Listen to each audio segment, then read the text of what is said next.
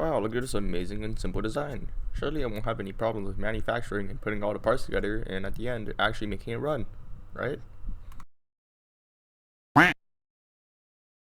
So the jet engine that I want to create is in essence very similar to other jet engines, but the one major difference is that instead of having a centrifugal compressor or an axial compressor, I'm going to have a air compressor externally that provides compressed air into my combustion chamber. So hopefully, as you guys can tell from my very well drawn drawing, I'm going to have holes drilled into the walls of the combustion chamber, so hopefully that allows the compressed air from the outer chamber to swirl into the inner chamber and mix well with the propane gas, and from that I can use a spark plug, ignite it, and hopefully achieve some meaningful thrust. Or it explodes in my face and I'll be very sad. So basically I'm too lazy to make an actual good transition, so here you go.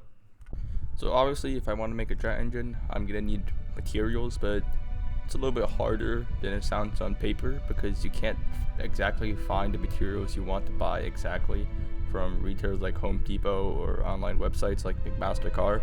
So you kind of have to make them yourself, and that comes with its own issues because I don't have some cool fancy smancy CNC drill.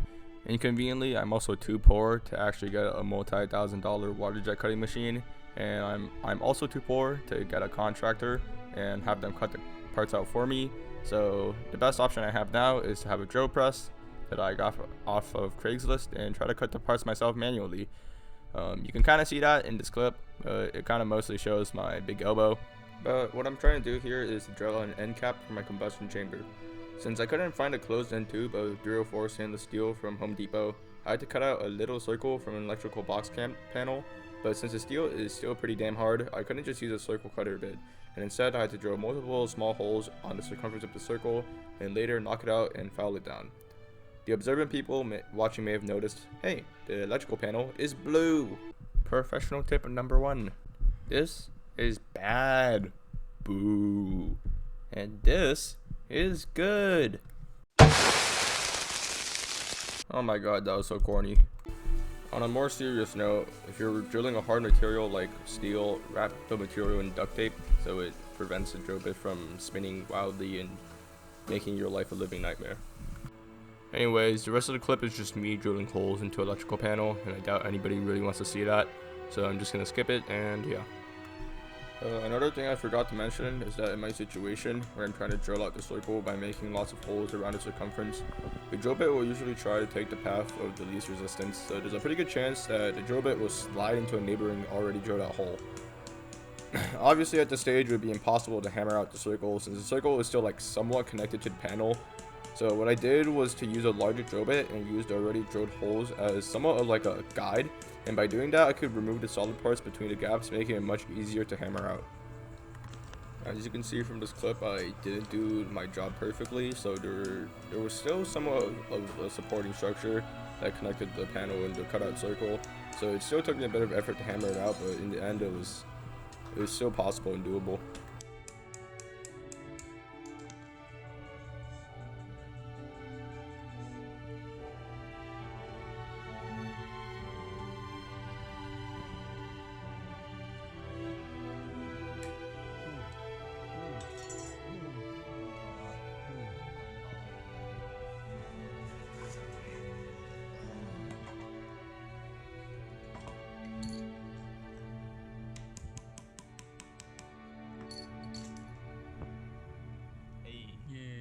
不错，就是几个小时的工作量。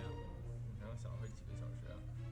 这盖儿，然后，一是我这个盖儿就是要厚，你要不厚的话就有问题了，对吧？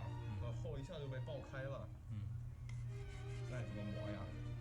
拿那个 fire 一个平的 fire。OK。要发挥好久呢。对，我们家没有砂轮。The interesting motion that y'all seeing here is me filing down the edges of the steel circle. When I drilled and hammered out the circle, there were lots of spikes and rough edges around the circle that would make welding the circle to the tube like a billion times harder. So to prevent myself from crashing out later, I saved my future self a lot of pain in grinding down the circle.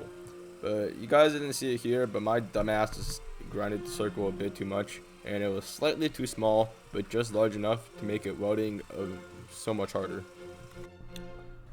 Anyways, the rest of the video is just more of me sanding down the circle and listening to Mozart. If y'all stayed this long to the end of the video, I really appreciate your attention and time. If you're generous enough to leave a like for a growing channel, that would be very much appreciated. The next episode is hopefully going to come in a few days or so, so please come back and watch if you're inclined to do so. I'm out.